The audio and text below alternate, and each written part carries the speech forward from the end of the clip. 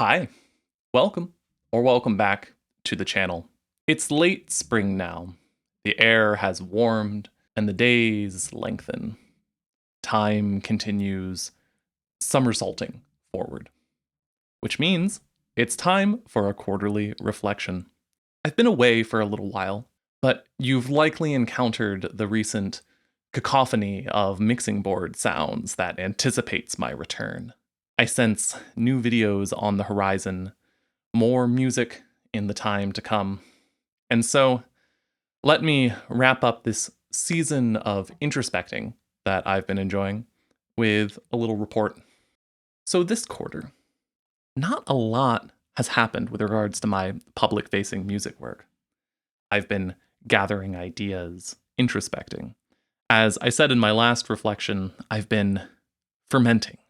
And that's been useful to leave all my musical thinking in a jar in the cabinet for a little while. Because I've also been busy with person things. As much as I would love to live as a natural creature in the land of Musictopia, I've had other things on my mind as well, such as the nature of being. But the beautiful thing about fermenting, about thinking, is that it continues developing, even unattended.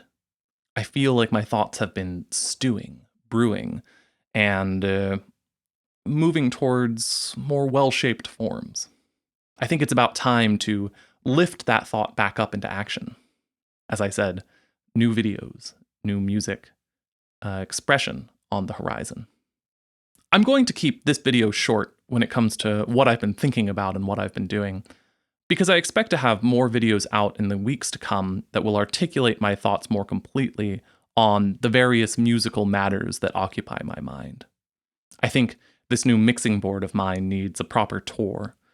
Plus, there are patches to make on the modular system, music to construct out of it all, and who knows beyond that. I'm looking forward to the rhythm of making and sharing again, which means that it's probably a good time to start. So for now, before I leave off my report, let me place one more book and one more piece of music upon the stack of these quarterly reflections.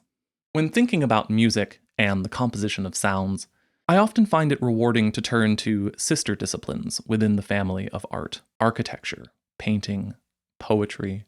We're all dealing with different faces of the same question, which, in its broadest terms, I might present as how to construct or transform reality.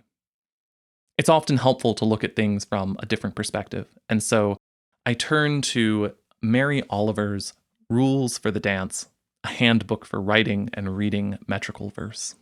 Poetry, as an art of language, has a very different set of tools available to it to convey meaning.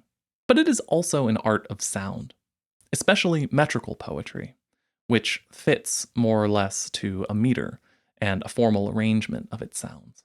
I love the way that Mary Oliver describes this fact, saying, "The metrical poem is a pattern made with sound, just as much as it is a statement made through sound." This is a book concerned with sound, the arrangement of sounds in form, and the effect of sound on a listener. It demonstrates not only the effective use of form, but effective ways to depart from form, to embellish and make fluid a pattern in sound. I really enjoy this book as a path into sound from a different perspective than we're used to looking at it as musicians.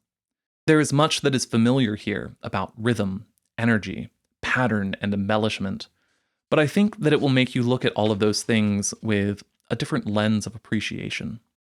And if you're not already a fan of metrical poetry, it will kindle that fire in you as well. From the opening of the book, I want to read a longer quotation that I think traces the fundamental connections between metrical poetry and wordless music in a very nice way.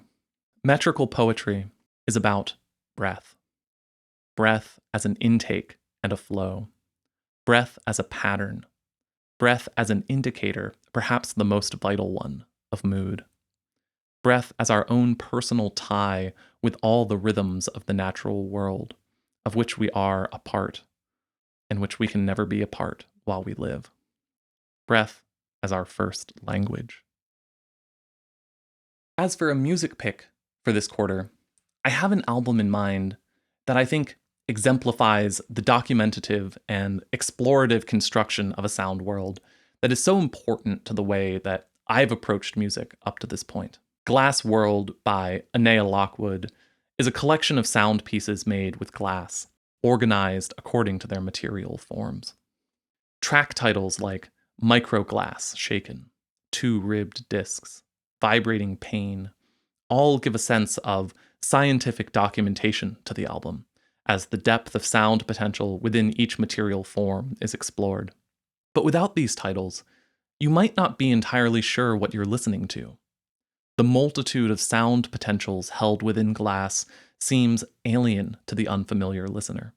The album's content originated as a live performance, the Glass Concert, which began in total darkness to produce a similar form of defamiliarization as one has when listening to the album.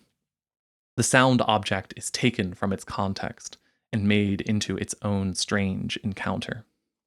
To me, there's something so perfect about Glass World. It's musique concrète without the tape machine, abstract sound without manipulation or collage. It plays with the boundaries of acousmatic sound, or sound that has been disconnected from its source. But as the lights come up on the Glass Concert, as you turn your attention towards the track titles and liner notes of the album, the distance between object and material closes. And that crossing out of the acousmatic back into understanding is, I think, such a beautiful and powerful part of the album's journey. Beyond this, I love the album for the sense of world it provides, the variety in the content of the tracks, and the unity in the spirit of the tracks. It is expansive yet cohesive, playful yet serious. I often return to this album in my thinking of what, for me, a good album looks like. I think that about does it for now. If anyone is interested in finding all of the music picks from these quarterly reflections in one place, I've made a playlist here on YouTube where they can all live together. You can find the link to that down in the description of this video. Stay curious, be kind, and nurture the sounds that bring you joy. I'll be back soon.